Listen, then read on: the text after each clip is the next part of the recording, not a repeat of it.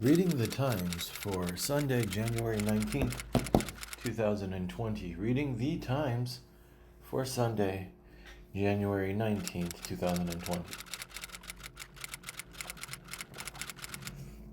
Trump's defense team calls impeachment charges brazen as Democrats make legal case.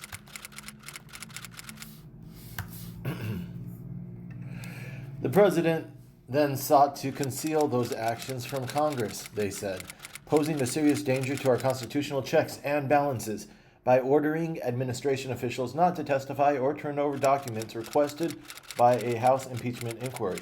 The articles of impeachment submitted by House Democrats are a dangerous attack on the right of the American people to freely choose their president, they said in their response, which was Mr. Trump's first legal submission in the impeachment proceeding, ahead of a fuller brief that is due on Monday. President Trump categorically and unequivocally denies each and every allegation in both articles of impeachment, wrote Pat A. Cipollone, the White House counsel, and Jay Sekulow, Mr. Trump's personal lawyer. The secretive company that might end privacy as we know it. The system, whose backbone is a database of more than 3 billion images that Clearview claims to have scraped from Facebook, YouTube, Venmo, and millions of other websites, goes far beyond anything ever constructed by the United States government or Silicon Valley giants. Clearview created a vast directory that clustered all the photos with similar vectors into neighborhoods. When a user uploads a photo of a face into Clearview's system, it converts the face into a vector and then shows all the scraped photos stored in that vector's neighborhood, along with the links to the sites from which those images came. Facebook knows. Jay Nankau, a Facebook spokesman, said the company was reviewing the situation with Clearview and will take appropriate action if we find they are violating our rules. Mr. Thiel, the Clearview investor, sits on Facebook's board. Impeachment trial puts Susan Collins, stung by Kavanaugh backlash, under scrutiny. Ms. Collins, one of a handful of moderate Republicans whose votes could alter the trajectory of the trial, said she does not regret her votes to acquit then. The Kavanaugh vote and the tax vote reinforced her lifelong party affiliation. Despite her aversion to the parts of Mr. Trump's agenda, the Kavanaugh confirmation, among the most bitter Senate fights of the Trump administration, may have shored up support among a Republican base smarting from some of Ms. Collins' other votes, but it enraged many of the independent and Democratic voters who have helped keep Ms. Collins comfortably in office for years. Harry and Meghan give up royal titles and forego state funding. The unusual deal negotiated by aides to Queen Elizabeth II, Prince Harry, and other senior family members is intended to end a crisis that erupted 10 days ago when the couple abruptly announced plans to step back from the royal duties and spend part of each year in North America. Under the deal, the couple will no longer use their most exclusive titles, His Royal Highness or Her Royal Highness, because they will no longer be working royals. The drama has plunged the royal family into perhaps its greatest crisis since the 1997 death of Diana, Princess of Wales, the mother of Harry, and his older brother, Prince William. Battered but resilient after China's crackdown. Sitting on the fringe of the Taklamakan Desert, Yarkand remains a cultural cradle for Uyghurs and mostly Muslim minority in China's far western Xinjiang region. A Uyghur woman walking past new buildings rising on the east of Old Yarkand. Government records from 6 villages in rural areas of Yarkand in 2018 showed nearly 16% of 3,249 adults listed were held in indoctrination camps, prisons, or criminal detention centers. Adrian Zenz, a German researcher who has closely studied Xinjiang, said in a recent report. SUV in Forbidden City prompts rage at China's rich. On Weibo, a Twitter-like site, one of the women bragged about getting exclusive access to the palace, a notoriously congested tourist site, saying she had gone there to run wild. The photos, which were posted on Friday, have set off a debate in China about the privileges enjoyed by wealthy families. At a time when President Xi Jinping was trying to persuade the public he is working to eliminate corruption and reduce the gap between the rich and the poor. The woman who posted the photos under the username Lu Xiaobao LL initially defended her behavior, saying in a follow-up post that she was at the Forbidden City to see an exhibit. On Saturday, the Chinese government, which strictly controls the internet, appeared eager to limit discussion on the topic, censoring some posts on Weibo and other social media networks. As five-star party risks implosion, Italy fears the fallout. Italy's education minister from Five Star quit the government and the party. Some of the party's more liberal supporters have also had a hard time accepting the coalition with Mr. Salvini, who took a hard line against migrants landing and pulling the nebulous Five Star clearly to the right. Mr. Corbetta, the five-star scholar, said that given the way that things were going, he saw a future for Five Star that might look more like its past. Clashes shake Beirut as anti-government protests explode in violence. The violence with tents set on fire and protesters targeting the police with stones and fireworks was the most intense since mass protests against corruption and mismanagement by the country's political elite erupted 3 months ago. Why else would we come to protest? Because there's no work and the people are hungry, said protester Mariz Al-Jundi, 35, wearing an industrial face mask and standing amid clouds of tear gas. Lebanon's Interior Minister Raya El-Hassan criticized the protesters for attacking security forces. A surge of migrants rushes a Mexican border crossing.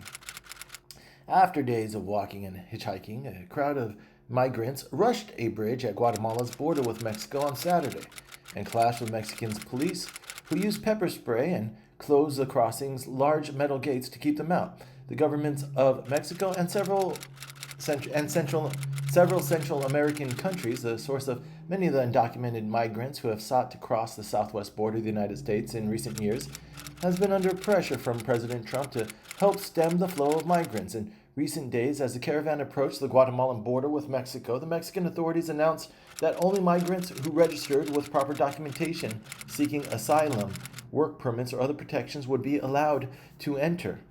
Why Europe is finally paying attention to Libya. The divisions between France and Italy have already split the European Union and weakened its positioning on Libya, as the European Union's top diplomat, Mr. Borrell, has brought new thinking and a renewed energy and willingness to look at Libya as a crisis and a war in and of itself, said Ms. Gazzini of the International Crisis Group. Despite the cacophony, the meeting in Berlin, if modestly successful, could begin turning the tide for European involvement in Libya and ultimately for Libya itself, Mr. Mengarisi said. Donations are pouring into Australia. Now what? As bush fires have ravaged Australia, celebrity business moguls and horrified people around the world have inundated the country's fire services and other nonprofit organizations with tens of millions of dollars in donations. A Facebook fundraiser for the New South Wales Rural Fire Service said it was started by the Australian comedian Celeste Barber, has amassed $34 million, or 51 million Australian dollar dues. This New South Wales Rural Fire Service has also seen a dramatic jump in giving as the world has watched the curious actions of Australian volunteers called on to fight the courageous. As the world has watched the courageous actions of Australian volunteers called on to fight monstrous blazes. Would a 37-year-old woman be where Pete Buttigieg is? Jacobed Marquez, a city council member in San Marcos, Texas.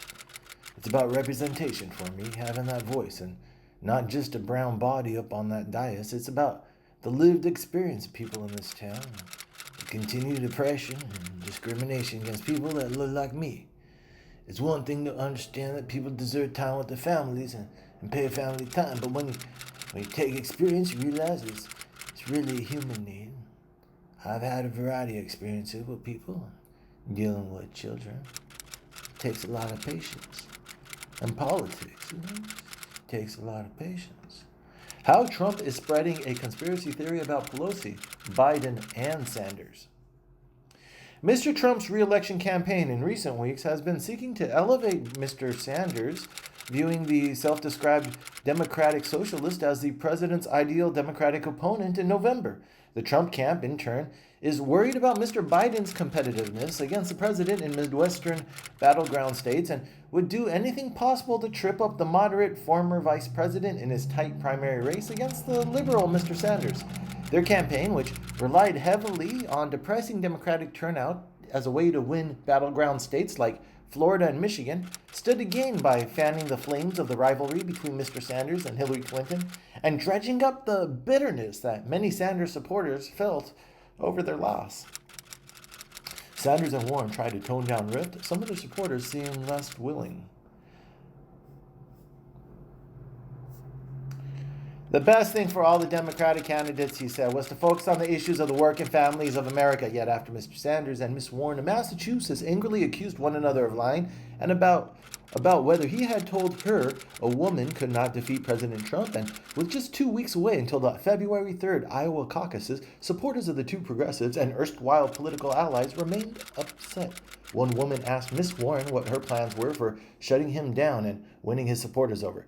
She said Miss Warren's disagreement with Mr. Sanders gave her PTSD to Mr. Sanders' feud with Miss Clinton in 2016. As for who is being honest, Mr. Sanders supporters overwhelmingly argue that Miss Warren was distorting his remarks, while those inclined to Miss Warren say they believe her. Biden and Sanders clash over Social Security. There's a little doctored video going around, Mr. Biden said, adding that it was put out by one of Bernie's people. The remarks, which Mr. Biden made in response to a question about his Social Security stance at a campaign event here on Saturday afternoon, marked a departure from his typical oblique swipes at opponents when speaking before voters. At issue on Saturday, the campaign claimed recently that Mr. Biden had praised former House Speaker Paul D. Ryan, Mr. Biden's 2012 rival for the vice presidency, in support of making cuts to Social Security. The Sanders campaign has been intensifying its attacks on Mr. Biden's long record on Social Security, a program that Mr. Biden said Saturday he had been a gigantic supporter of from the beginning. Throughout his decades in public life, Mr. Biden has at times supported freezes and backed proposals that have alarmed some who worry about the effects on the program. When are you really an adult?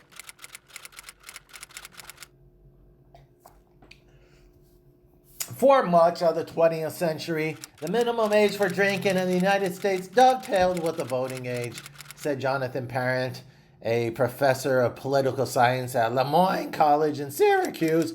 After the end of Prohibition in 1933, most states set the drinking age at 21, which was a minimum voting age at the time. In July of that year, Congress passed the National Minimum Drinking Age Act, which requires states to raise the drinking age to 21 or risk a 10% cut in the federal highway funds. Grief and fear in Sacramento over a death that set the world on edge. It's so cruel. Jesus was an asylum seeker. Mr. Jan Mohammed hastily arranged for Mr. Hamid's funeral on January 4th after Mr. Hamid's body arrived from Iraq. The company, Valiant Integrated Services, issued a brief public statement calling the death tragic and describing Mr. Hamid as a consummate professional who is cherished and valued by his colleagues. Angela Pruitt, the spokeswoman for the company, declined to provide any further details about Mr. Hamid's work. To make the funeral arrangements, Mr. Jan Mohammed dealt with a Virginia man who said he was a friend of Mr. Hamid's and had worked with him in Iraq, but offered no other details about the manner of Mr. Hamid's death or the work he did in Iraq. Sex, Power, and Fury, the mystery of a death at Guantanamo Bay. As evening wore on, Mr. Tur watched with mounting fury from across the bar as his wife, Laura Tur, chatted cozily with Captain Nettleton, who was touching her in a way that struck a witness as inappropriate. Across the bar, Captain Nettleton and Miss Tur were close, touching and talking in a way that Miss Werfels found disrespectful to Mr. Tur, she testified. The charges in the case revolve around Captain Nettleton's failure to report the fight, even though he knew Mr. Tur was somewhere on Guantanamo Bay, drunk, injured, and bleeding, Mr. Yee said, and Captain Nettleton's continuing lack of candor after Mr. Tur's body was recovered. Despite unstoppable bloodstain analysis, no relief for man convicted of murder. In the decade since he was convicted of murdering his wife, Mickey Bryan in 1985, Joe Bryan has maintained his innocence. Key evidence has been questioned, and one man who delivered expert testimony on the blood splatter in the room where Miss Bryan was killed, a pivotal moment in Mr. Bryan's 1986 trial, has conceded that some of his conclusions at the time were wrong. Sometime after Mr. Bryan returned from Austin, he let Miss Bryan's older brother, Charlie Blue, use his vehicle. What did Virginia learn from Charlottesville? In 2017, the Charlottesville police captain asked a local prosecutor where the police could ban bats, poles, and other weapons from the park when white nationalists and counter-protesters had planned together.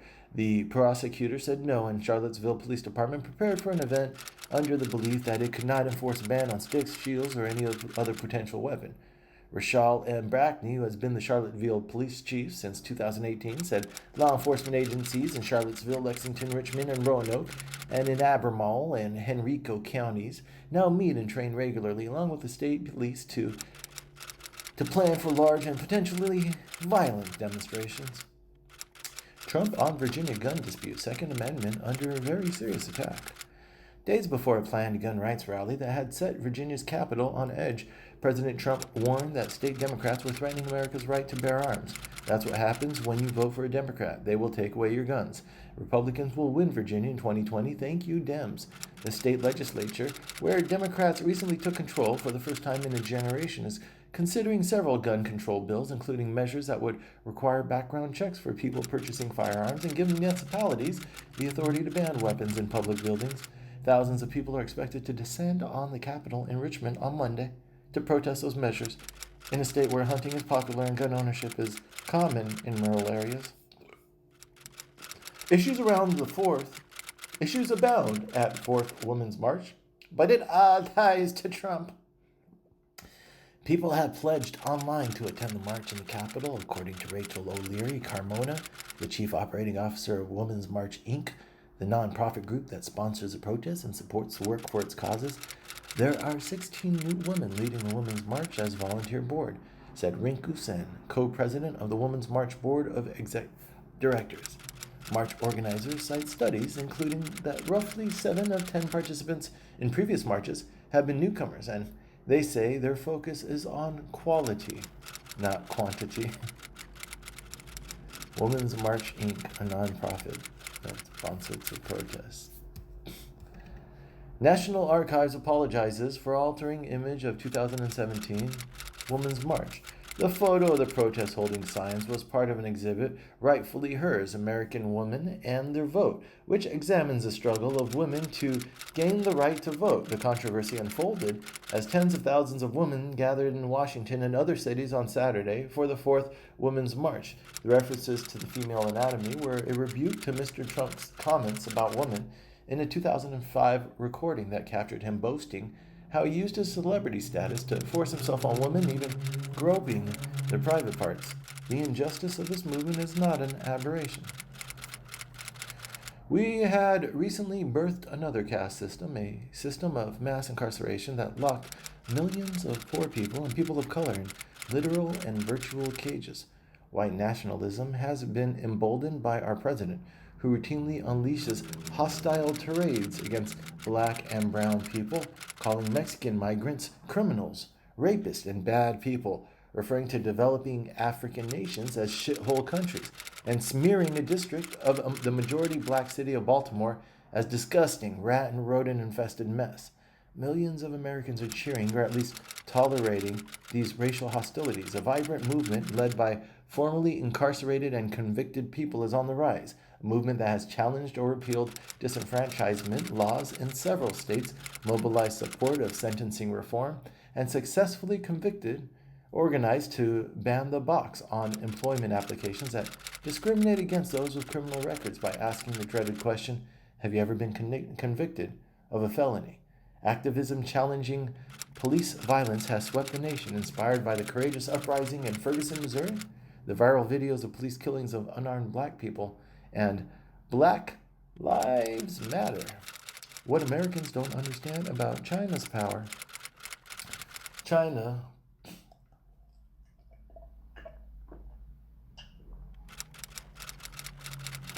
excuse me.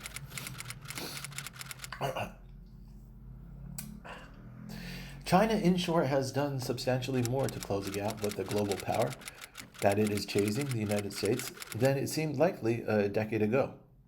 One encouraging news for China is that, as Neil Shen, founding partner of the venture capital firm Sequoia Capital China, says the quality of the growth has been much improved.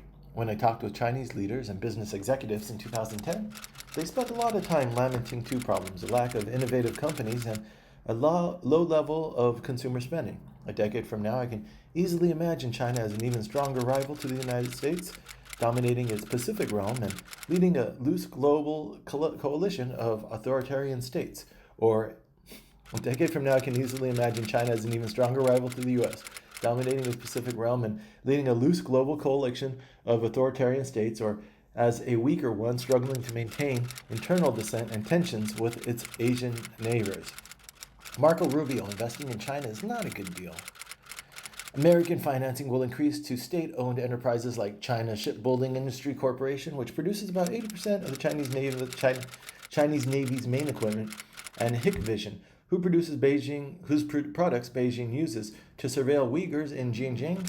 For decades, China has used Wall Street's hunger for profit to lure American capital into a trap. The Communist Party's clear intent to displacing the United States as a world economic and military superpower. As the Trump administration negotiates a Phase 2 agreement, we must grapple with this challenge by enacting a pro-American industrial and financial policy that puts American capital to work for American workers, their skills, and our development. Senate Republicans are bathed in shame. If the actual case against Trump were weak, why would Republicans keep redirecting attention for Democrats' motivations? If the actual case against Trump were weak, why would Republicans keep redirecting attention to Democrats' motivations, to how much they despise the president? That's called distraction. Having bitten his tongue about Trump's global misadventures, he'll now abet more of the same by helping Trump stay in office. Why not do the same and stand up to President Trump? Susan Collins, I can't imagine the exhaustion of your role as political wildcard scrutinized too fairly well. The misguided push for an equal rights amendment. As someone who has worked for equal rights for women for nearly 40 years and has tried to provide a clear description of the ways bias impacts women's lives, I wonder whether the ERA is the best fight to pick right now. High school educated women were less work identified, more family identified, more likely to hold traditionalist views of men and women's roles, and less likely to support the ERA. Even today, feminism is associated with class. Only 22% of adults with a high school diploma or less education identify as feminists, compared with 48% of those with postgraduate degrees. Which brings us back to the ERA. My fear is that a drawn-out, complicated legal fight over the ERA will enhance conservatives' ability to mobilize in 2020 the very groups that delivered the White House to Mr. Trump in 2016, evangelicals and working-class whites in the Rust Belt states. How did Americans lose faith in everything? In one arena after another, we find people who should be insiders formed by institutions acting like outsiders performing on institutions. Check in on Twitter right now, and you'll find countless journalists leveraging the hardened reputations of the institutions they worked for to build their personal brands outside of those institution structures of editing and verification, leaving the public unsure of just why professional reporters should be trusted. Rebuilding trust in those institutions will require the people within them, that is each of us, to be more trustworthy. Trump says that the U.S. is ready for war. Not all of his troops are so sure. Thomas Copeman issued a warning at the Surface Navy Association Symposium, one of the premier gatherings of Navy officers in charge of warships. If you're an admiral in the Navy, he later told ProPublica, you may have to make that decision to send people into combat, and you better not have blood on your hands the rest of your life because you didn't do everything you could in peacetime to make them ready. The Navy surface forces need $3.5 billion, he said, just to fix what's wrong with training alone. If the Navy paid more attention to the job satisfaction and intrinsic motivation of sailors, then a lot of these other systemic issues will fix themselves, one sailor said. How the sharing economy erodes both privacy and trust. Our relationship to privacy is inseparable from our idea of trust. The infrastructure of the sharing of trust economy is largely a series of technical advances that enables us to track people constantly, removing any need to trust them. Doggy Logs claims that its software helps dog walkers increase trust, but it's a particular sort of trust that requires total surveillance. Ghost rails of the Holy Land. On the old maps, those from 80 or 100 years ago, different lines stand out. Rail, the kind of lines linking people to one another, the vanished lines, and particularly the Valley Railroad to Syria, left behind a sediment of folk tales, many of them jokes about how the train's relaxed attitude toward schedules and speed in the days before everyone was in a hurry. During World War I, the Turks built a line to Tulkarm, a city now on the West Bank, and along this line in April 1948 came the last train. Why did I let a convicted war criminal practice energy healing on me? There were several times during our discussions that Radovan Karadzik wanted to demonstrate his skill at bioenergetic healing. We did this research, but we kept it secret. I put my hand in ice water, very, very cold. My wife could feel my hand was freezing, but if I put my hand near her, she would feel intense heat. That is when I realized the heat wasn't coming from me. It was the Holy Spirit. I went back to my professional self. He stood behind me again and put his hands above my head. I could sense him moving his hand back and forth, but I wasn't exactly. I could sense him moving his hands back and forth, but I wasn't sure exactly where they were. The book that changed my life. The book's title was Concluding Unscientific Postscript to Philosophical Fragments, which was not only a terribly dull name, but also suggested that the book was just an afterthought and a very long one. Then the right book found me. Patricia C. Reed's Calling on Dragons. The grown-ups in that book became my surrogate parents and my best friends. One Christmas morning, I unwrapped my first book I was to own, The Little Engine That Could. Santa must have known that book's message of courage, perseverance, and kindness was just what was needed to reassure a little girl that all would be right in the end. Star Chamber, the sequel. Trump is once more doing his part to energize women voters. Virginia Giuff, Prince Andrew's accuser, also claimed that she was offered as a teenager to Dershowitz for sex, a contention that Dershowitz has denied in a countersuit. On Fox News, Dershowitz has made the case that it is Pelosi who put herself above the law by delaying the delivery of the articles of impeachment. The Chinese population crisis. Like the United States and most developed countries, China has a birth rate that is well below replacement level. Unlike most developed countries, China is growing old without first having grown rich.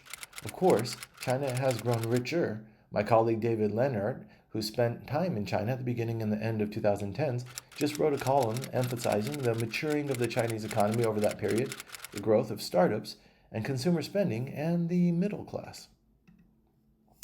Are my friends' death my fault?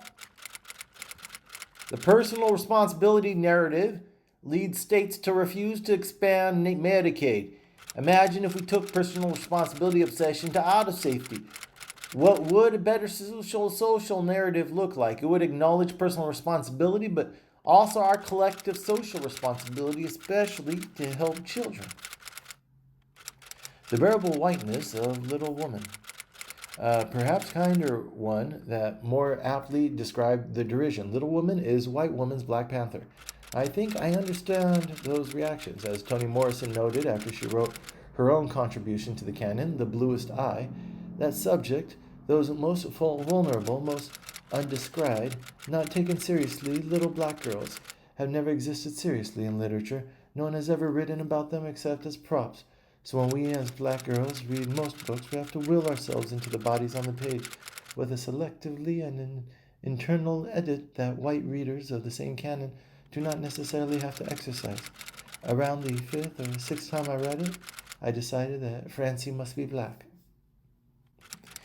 How Chris Thiel, who remade a prairie home companion, spends his Sundays. People who are happy with their neighborhoods in New York always say the same thing. It's such a great neighborhood. And that's how we feel about Carroll Gardens. That's a part of our Sunday, getting pictures of the demolition of the inside of our brownstone and imagining things we'll do once we get back in there. Just a reminder of how I feel things were going down before smartphones. Why aren't there more rich foster parents? Once Nigel got in a fight with his foster father that became physical, and the foster father bit him. And once Nigel got into a fight with his foster father that became physical, and the foster father bit him. Despite the prevalence of such Dickensian anecdotes, New York City's foster care system has been considered an enormous success in recent years, a potential model for the rest of the country, where thousands of children suspended in the opioid crisis have required an even greater number of caregivers. During the past quarter century, the city's administration for children's services has reduced the foster population from 50,000 children to fewer than 9,000 through a focus on preventative services that strives to keep biological families together. How to get rid of 9,000 tons of toxic topsoil. Wally Bazemore, who grew up nearby in the Red Hook houses and coached baseball here for years, said he would be thrilled to see the fields open soon. So in the spring, a small team of workers in Tyvek suits, gloves, and goggles began stripping 6 inches of soil from the Lorraine Street fields, the most highly contaminated of the sites, situated directly across from the Red Hook housing projects. Karen Blondell, an environmental justice organizer from the neighborhood, was worried that Red Hook's vulnerability to flooding might affect any work on the ball fields and pushed for additional measures. A luxury dish is banned and a rural county reels. In a county hit hard by the opioid crisis, one of the few residential drug treatment programs operates in a building owned by one of the duck farms with support from the farm. The other farm hosts a free health clinic, Hudson Valley Foie Gras. The larger of the two farms is a sprawling artifact of an earlier disruption on the site of 3 former egg farms, which closed when the advent of interstate highways made it cheaper for city stores to get eggs from industrial farms elsewhere. Hudson Valley Foie Gras Farm sells about $28 million of foie gras per year, and a third of it ends up in New York City. This is a guy who's taking away the likes. Instagram had even changed its name to Instagram from Facebook, appalling many of the influencers who wouldn't be caught dead on Facebook, which for them had become the realm of cantankerous uncles venting about politics and random high school friends posting reunion photos. Instagram's worldwide staff totals more than 1,000, and even as Mr. Mosseri tried to convince them that he is not just a Facebook guy, he must also convince Mr. Zuckerberg and Facebook that his decision will benefit the parent company. The actual Facebook that we know and love, or know and no longer love, is becoming a relic of the past. Mr. Zuckerberg began looking at the overall picture of Instagram, WhatsApp, and Facebook, or what he calls a family of apps. Facebook could seem like a jealous sibling, removing the Instagram logo from its bookmarks menu and cutting traffic that flowed from its platform to Instagram. Why mothers' choices about work and family often feel like no choice at all. Senator Elizabeth Warren said her plan for universal health care will give parents the freedom to choose the best work and child care situations for themselves. Ivanka Trump, at a White House summit about family policies, said, "Our vision is to give each parent the resources and support they need to make the best choice for their children." Senator Bill Cassidy, Republican from Louisiana, and Senator Kirsten Sinema, a Democrat from Arizona, said of their parental leave bill, "The straightforward bipartisan path forward provides parents with real choices Choice has become the favorite term in family policy. The language of choice is used to suggest that these women have choices, while the language that should be there is that they have no choice but to, said Shani Orgad, a professor at the London School of Economics and author of Heading Home, Motherhood, Work, and the Failed Promise of Equality. Framing how to balance work and family as personal choices, researchers say distracts from the bigger structural issue that forces these choices. For everyone, life consists of making choices within constraints, and women's choices have long been particularly limited. Must you say hello to your coworkers? Shouldn't greeters say hello? The single best thing about leaving high school is abandoning the requirement to be anywhere at 7:45 a.m. I'm trying to summon a memory from the start of any first-year period class. They recall past attempts to engage you in conversation that found you standoffish, owing to your secret tendency to harbor resentment from the morning. The best way to make a friend is to be a friend, and the best way to force someone to say hello to you is to make eye contact and offer a clear, bright hello every morning until you break them. At a minimum, don't send anything over a work platform, be it instant messenger, email, or chat room. You wouldn't feel comfortable hearing read aloud by opposing counsel. Okay. The Work Diary of Darius Quarles, $1 Million Multitasker. 7:30 p.m. every Monday, Brian and I have what we name an accountability call. Even if I'm lagging behind, I never get off the phone feeling bad. I'm talking to one of my best friends, 6:30 p.m. After I get home from work, I focus on doing work for a DQ and partner's client. 7 p.m. Brew Capital's launching a merchandising campaign tomorrow. Stock soars, traders' mood brightens. The S&P 500 rose 8.5% in the fourth quarter, giving it a 28.9% gain for the year. The average long-term government bond fund lost 4.7% in the fourth quarter, according to Morningstar, but the sharp decline in yields before that gave the funds a 14.7% gain for the full year. Bond funds in general were up 1.2% for the quarter and 9.1% for the year. The great bond party of 2019 is ending. Interest rates fell sharply and bond prices rose as recession fears grew through the summer, resulting in the most profitable calendar year for bond fund investors since 2002. Core investments such as Vanguard Total Bond Market Index Mutual Fund and the iShares Core U.S. Aggregate Bond Exchange Traded Fund gained nearly 9% in 2019, with falling rates to increase prices. Interest rates and bond prices move in the opposite directions. Returns will be a simple function of the interest of bonds pay. It's a topsy-turvy world. Can we make some money from that? As Cole Porter put it in a song, Anything Goes. The world has gone mad today, and it's good's bad today, and black's white today, and day's night today. Could it be that the markets have actually decided that bad news is good? Is it possible that events and ideas that once would have sent the market into a downward spiral are somehow lofting them higher? And if so, should investors be perversely hoping for even more bad news? How would I even test this hypothesis?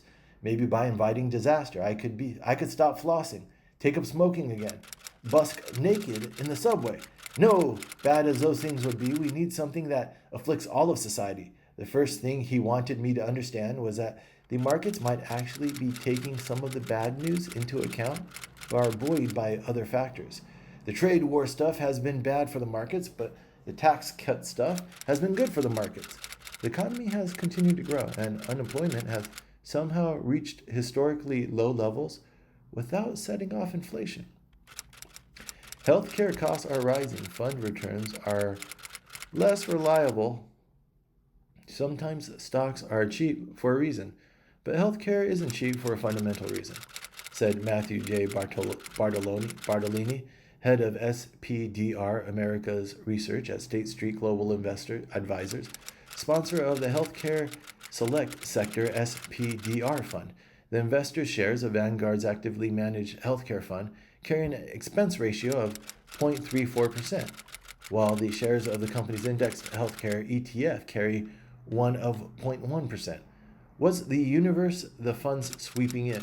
Are you getting broad skews toward larger capitalization companies like Johnson & Johnson?